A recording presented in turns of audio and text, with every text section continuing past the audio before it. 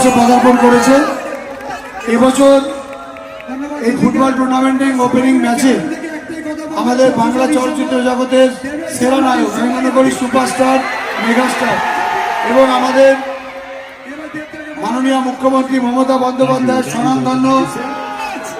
স্বনামধন্য সাংসদ ঘাটালে দীপক অধিকারী, যাকে আমরা দেব বলে চিনি, সেই দেব আজকের এই ক্যানিং স্টেডিয়ামের মাঠে ঠিক বিকাল 3টে থেকে 3:30টার মধ্যে পদার্পণ করছেন। এবং ক্যানিং পশ্চিম বিধানসভার এই যে স্টেডিয়াম মুখ্যমন্ত্রী মমতা বন্দ্যোপাধ্যায় তার নিজের হাতে তার স্বপ্নের স্টেডিয়াম তৈরি করেছেন।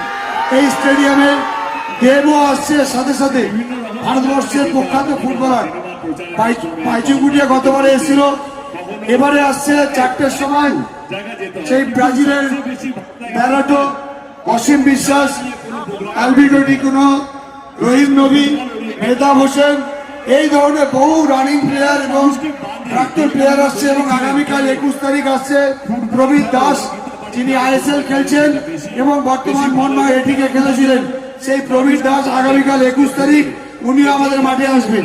আমরা চেষ্টা করছি যে প্রতিদিন এই মাঠে প্রতিদিন কোনো না কোনো বড় বড় নামী সেলিব্রিটি বা নামী কোনো ফুটবল প্লেয়ারদেরকে নিয়ে এসে ক্যানিং শুধু নয়, ক্যানিং এর এই মাঠে সারা রাজ্য ধরে যে ফুটবল প্রেমী দর্শকরা আসে তাদের, তাই ইউটিউবে যারা এসছে আমি তন্ময় দেবনাথকে বলবো নাম, ফোন নাম্বার এবং বাড়ি কোথায় এটা নিয়ে প্রত্যেককে একটা করে কার্ড দিয়ে দাও।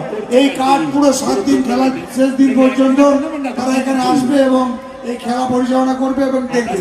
আর যারা যারা আজকের বিশেষ করে প্যান্ডেলের লোক আছে, লাইটের লোক আছে, ফাংশনের লোক আছে, সাউন্ডের লোক আছে, তাদেরকেও বলবো তারাও তোমাদের কার্ড আছে, কার্ডটা তন্ময় দেবনাথের কাছে নিয়ে নাও।